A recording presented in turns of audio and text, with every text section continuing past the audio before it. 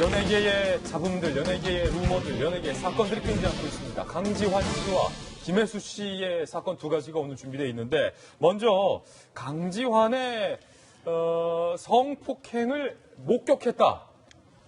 피해자 2명 중에 한 분, 그러니까 한 분은 성폭행을 당했다라고 주장하는 분이고 한 분은 성추행을 당했다라고 주장하는 분인데 성추행을 당했다라고 주장하는 분의 진술 내용이 오늘 취재가 됐습니다. 함께 보시죠.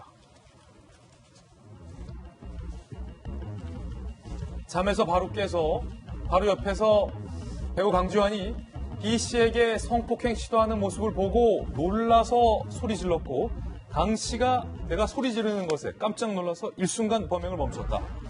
내 옷매무새가 심하게 흐트러져 있어 비슷한 피해를 봤다고 판단해서 경찰에 성추행 피해를 진술했다라고 경찰에서 진술을 했습니다. 그리고 이 여성 말고 또 다른 여성과 이 2명의 여성의 진술을 경찰이 대조해 봤는데 진술이 서로 일치했다. 현재 두 여성의 진술은 일치한 상황이다라고 경찰이 밝히고 있는데요. 그렇다면 이에 대해서 유치장에 입감된 강지환은 뭐라고 이야기를 하고 있을까요? 전혀 기억이 안 난다. 강지환 씨가 어제 유치장에서 3시간 넘게 1차 조사, 2차 조사를 받았는데 술 마신 것까지는 기억나는데 그 이후에는 전혀 기억이 없다. 그간의 입장을 계속 유지하고 있어요. 나 전혀 기억이 없다. 필름이 끊겼다. 이런 건가요? 경찰은 오늘 오전에 구속영장 신청을 할지 말지에 대해서 최종 판단을 할 예정인데 최준용 변호사님, 지금 요거 좀 판단을 잘해야 될 것 같은데 강지환 씨는 범행에 대해서 부인을 하는 단계가 아니라 기억이 안 난다. 여성 2명의 진술은 일치하고 있는 상황. 과연 경찰은 영장을 청구할지 말지 고민 어떻게 될까요? 사실 고민 별로 안 할 것 같습니다. 그래요? 구속영장 청구하는 것은 거의 정해진 수순이 아닌가 저는 그렇게 생각합니다. 왜냐하면은 현재 말씀하신 것처럼 피해자가 한 명이었다라고 한다고 하면은 진실 공방이 벌어질 가능성이 있습니다. 그렇지만 이 사건 같은 경우에는 피해자가 2명인 상태에서 서로 일치해서 진술을 하고 있다라고 한다고 하면은 서로가 피해자인 동시에 증인으로서의 어떤 그 증거가 있는 것입니다. 그렇다 보니까 그러한 상태 속에서 이 그 가해자라고 할 수 있는 지금 가해로 추정되는 강지환 씨가 기억이 안 난다라고 할 경우에 만약에 영장이 청구돼서 영장 실시 심사가 이루어지는 법정에서 수차 그렇게 대답을 할 경우에는 사실상 구속영장이 발부될 가능성이 매우 크다라고 보는데요. 예. 실제 이번 같은 경우에는 단순한 형법상의 중강간이 아니고 그것보다 더 강하게 처벌될 수 있는 성폭력 처벌 등에 관한 법률상의 중강간으로 지금 그 혐의를 받고 있습니다.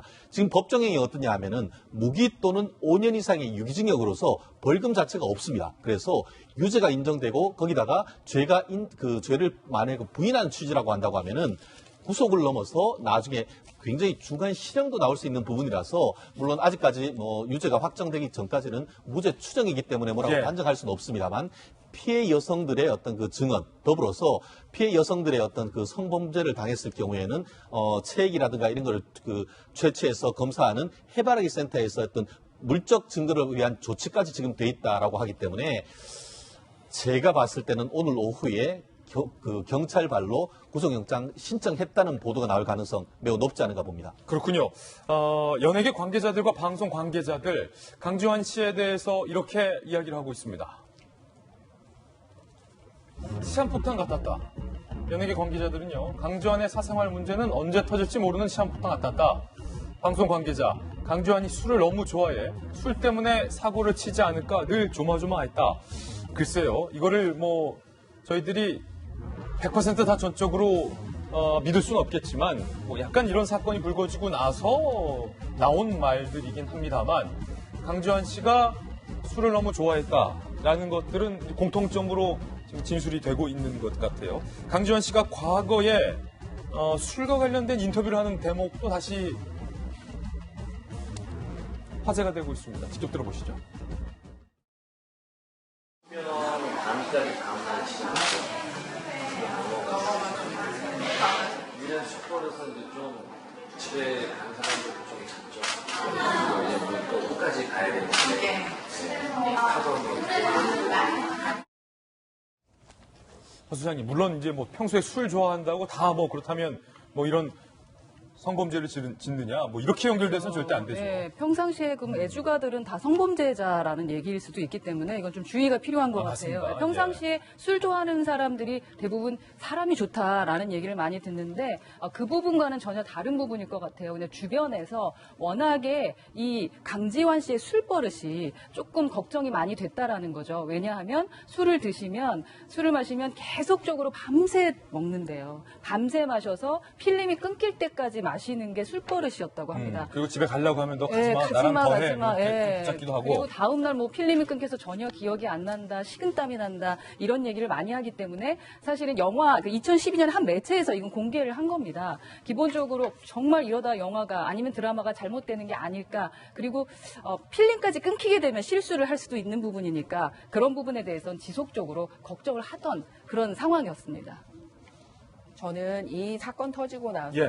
강지환 씨 소속사에서 입장 전문을 낸 걸 보고 좀 사실 굉장히 좀 놀라웠고 하나 앞으로 좀 수정됐으면 하는 부분이 있어서 말씀을 드립니다. 어떤 뭐냐면 사실 이 성폭력 피해자가 생기면은 이 가해자와 피해자를 빨리 분리하고 피해자의 신변 노출이 되지 않도록 보호하는 게 굉장히 중요하거든요. 그래서 저희도 방송하면서 피해자에 대해서는 정보가 있었지만 일체 언급을 하지 않았습니다. 맞습니다. 첫날.